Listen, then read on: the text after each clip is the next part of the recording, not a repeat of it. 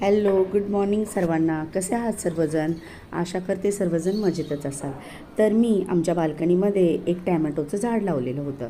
गेल्या वर्षी देखील लावलेलं होतं, परंतु त्याला टॅमॅटो काही आलेच नाहीत. म्हणजे ॲक्च्युली फुलं यायची, परंतु टॅमॅटो काही आलेच नाहीत. मग यावर्षी देखील मी तोच प्रयत्न केला आणि टॅमॅटोचं झाड इथे म्हणजे बिया लावल्या होत्या. त्याच्यानंतर ते रोप आलं आणि चांगलं वाढीस लागलं ते, आणि त्याला असे छोटे छोटे टॅमॅटो लागले. मग मी ॲक्च्युली याच्यापूर्वीच हा ब्लॉग तयार करणार होते, परंतु एक झालेली आहे गंमत. आणि ती गंमत नसून ॲक्च्युली भीती वाटायची मला, की काय झालेलं इथे जे मी वृक्षारोपण इथे करत होते, म्हणजे बाल्कनीमध्ये फळझाडे, पालेभाज्या असं लावत होते.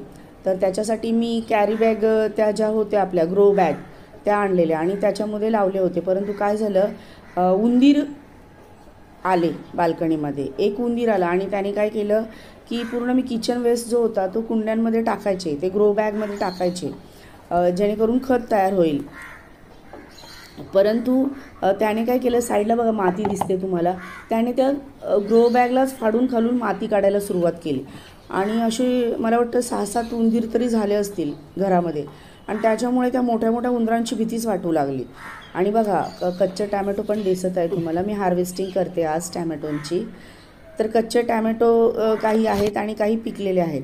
तर अशा प्रकारे मी टॅमॅटो तोडून घेतले आणि मी आज बाल्कनीमध्ये जाऊन हे टॅमॅटो तोडले, कारण का उंदरांचा नायनाट झाला. म्हणजे एकूण 6 ते 7 उंदीर होते तिथे बाल्कनीमध्ये. मग आम्ही तो उंदीर पकडायचा तो साचा आणला आणि त्याला भाकरीचा तुकडा, पावाचा तुकडा लावून तो ठेवत होतो दररोज आम्ही बाल्कनीमध्ये.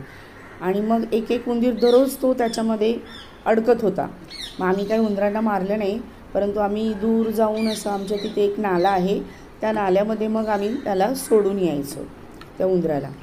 टणक आहेत. आणि मग माझ्या मनातली ती भीती गेली की आता बाल्कनीमध्ये उंदीर नाही आहेत.